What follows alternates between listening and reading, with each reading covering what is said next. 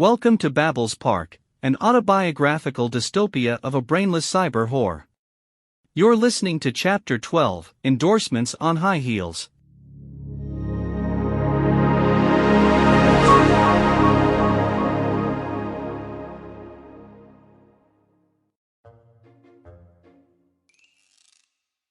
So this is what your doll workshop looks like. Jack was busy screwing a pair of eyes into the head of a blonde lying in his lap. Welcome to my beauty farm, sister. Sit down. Thanks, but I like to look around first. Nice music. Do you work here alone?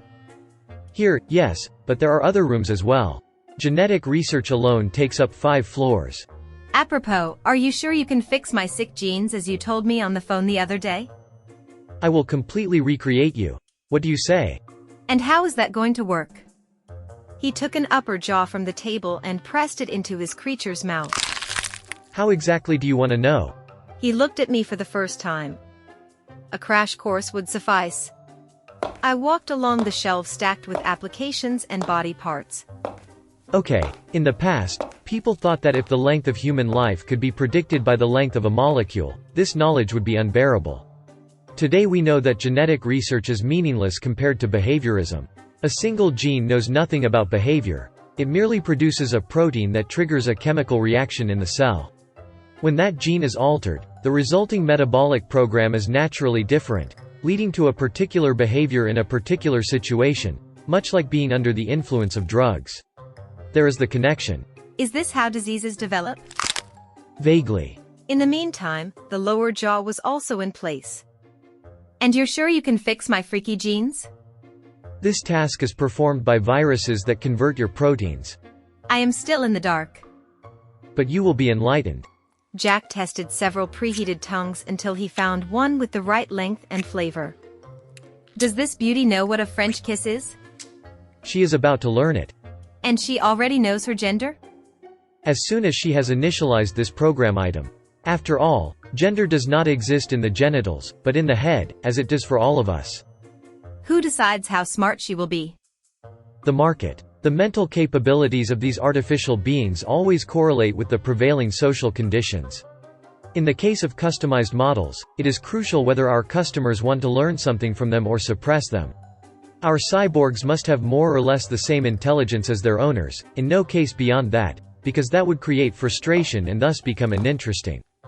I made myself comfortable between Mary Lynn and Mad Anna. Hello, sunshine. And these creatures will have their own lives? They are a parallel evolution that collides with our lives, and with our future. We will survive only as beings who have both organic and biomechatronic parts. Men have always created women from and in their dreams. But now the wildest eugenic fantasies degenerate into infantile babble. Interesting. And no one will be sick anymore? Exactly. All the necessary control mechanisms then grow inside the body.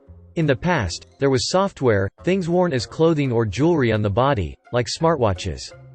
Eyeglasses and contact lenses received data from the supernet to help emergency physicians quickly retrieve medical records of accident victims, for example, or to help police officers match faces of suspects with wanted lists.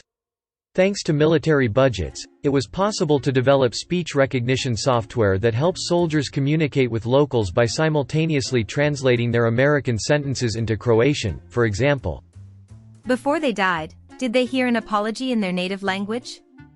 I don't know. Today, at least, we have laser-guided systems that project images directly onto the retina. This technique is used in our instant karma show, for example. He had his test baby run to the corner where she was waiting to be extradited along with some contemporary dictators. Please give me your watch and exchange your earring for this model. I took off my jewelry and put the device on my ear. It looked like a small snake crawling into my auricle. Does this type of hearing aid replace the wristwatch? Not only that, it's your ticket to the Take No Disco. Can I have your earring as a souvenir? It sounded so final that I suddenly had a burning desire to keep it. But something stopped me from asking for it back. Instead, I heard myself saying, I probably won't have any more use for it. Jack nodded as the snake continued to inject its numbing venom into my metabolism.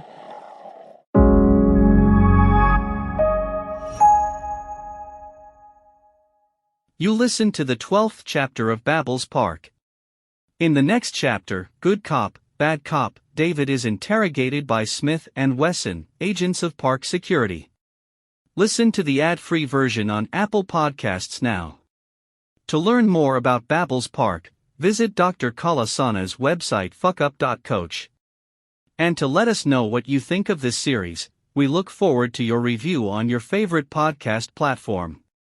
Thank you.